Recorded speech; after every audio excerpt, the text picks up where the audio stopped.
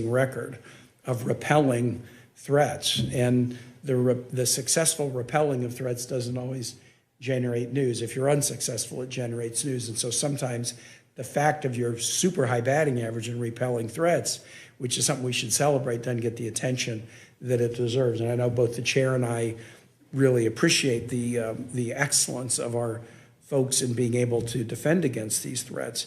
But now that we have open hostilities in the Persian Gulf and the Straits of Hormuz, we got to take a moment to appreciate the hard work that's being done, to recognize the threats that are growing more complicated every day in that region and around the world, and really commit to the right kind of investment level and innovation strategies to meet these threats. And so that's what this hearing is about. I look forward to hearing testimonies and then digging in by questions. And again, the timing of this to the chair is really important, because I bet we're going to hear some things today that will be instructive as we're working on putting together this year's NDAA. Thank you. Thank you, Senator Kane.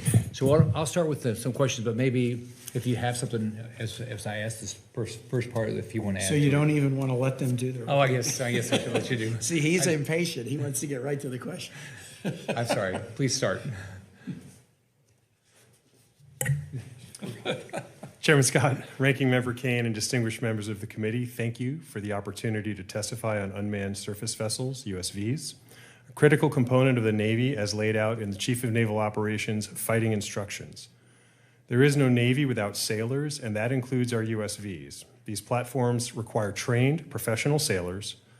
The Foundry, as outlined in the CNO's Fighting Instructions, produces naval power. USVs will form one key output from the Foundry. Commanders will combine sailors and USVs into our fleet, our decisive instrument of national power. That fleet executes combat power in the fight, maneuvering, striking, and sustaining naval operations on key maritime terrain. The Secretary of the Navy and the CNO are committed to enhancing maritime dominance, rebuilding our industrial base, and changing the way we do business. Along with Ms. Gasler's team at PAE-RAS, I am working to ensure that warfighting requirements are translated into effective acquisition strategies that deliver USV capability at speed. As resource and requirement sponsor for USVs, I keep 3 commitments. First, I'm committed to writing requirements that the fleet needs. Second, I'm committed to fielding capabilities that meet these requirements quickly. Third, I'm committed to ensuring unmanned vessels introduced into our fleet have the proper manning, training, and equipment support under the Navy's standard model. Incorporating robotic and autonomous systems into the fleet at scale will require us to learn and adapt, and our introduction and sustainment models will evolve as we scale these capabilities. However, we will maintain a standard model, one that includes Commander, Naval Surface Forces as the Type Commander, Surface Development Group 1 as the immediate superior in command, and our USV squadrons as the tactical units. We're committed to leveraging this standard model to generate ready force packages for use by our operational commanders. The CNO's requirements and fleet operational needs demand a faster acquisition cycle than traditional prototyping and testing can provide.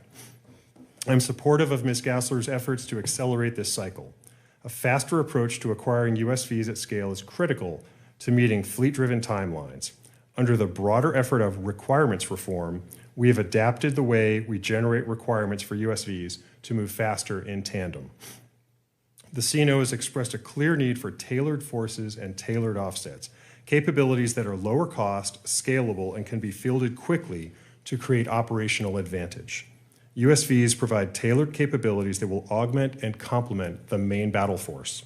By investing in these systems, the Navy is building a more adaptable, resilient, and distributed high-low mix of forces. We are not moving toward an exclusively unmanned fleet. Achieving sea control in the modern era requires manned and unmanned teaming. This approach capitalizes on local autonomy without sacrificing the accountability or clear direction traditionally associated with command at sea. We must combine high-end, technologically advanced, multi-mission warships to mass effects with a larger number of less expensive platforms to expand the kill chain. Manned platforms will ensure command and control of USVs under the most challenging combat conditions. Our strategy for unmanned systems will also deliver tailored forces through containerized payloads, as described in the CNO's Containerized Capabilities campaign. By designing systems to fit within standard shipping containers, we will rapidly add new capabilities such as sensors, communications relays, logistics packages, and weapons to the fleet. This allows us to have relatively modest requirements for the USVs themselves and potentially exquisite requirements for the mission systems inside the containers. In addition to currently funded payloads, Navy will continue to work with industry to develop future containerized capabilities. We intend to provide clearly defined priorities for payloads that will help guide investment by our industry partners. Validated requirements drive our introduction of USVs into the Navy. The warfighting value of these vessels has been clearly captured in the CNO's fighting instructions. They will form tailored forces that will give commanders flexibility, broaden room for tactical and operational risk calculations, present additional dilemmas to our adversaries, and balance against specific risks, geographies, and adversary capabilities. I'm grateful for the opportunity to appear before you, and I look forward to your questions. Thank you, Ms. Gass. Thanks for being here. Thank you. Chairman Scott, Ranking Member Kane, thank you for the opportunity to testify. I serve as the Navy's first portfolio acquisition executive for robotic and autonomous systems. My responsibility is to deliver operational capability to the fleet at the speed the threat demands. The PAE construct allows me to manage this as a portfolio, aligning with requirements and resource sponsors while driving acquisition and industry engagement to accelerate delivery and scale proven capability. Unmanned systems are not a future concept. They are a response to a present operational reality. Our adversaries are investing in mass, distribution, and lower-cost systems that can be fielded quickly and at scale. We cannot counter that with a force structure built solely with our general-purpose forces. We need a complementary approach, one that expands the reach of the fleet, increases persistence, and imposes new dilemmas on an adversary. That is the role that robotic and autonomous systems will play.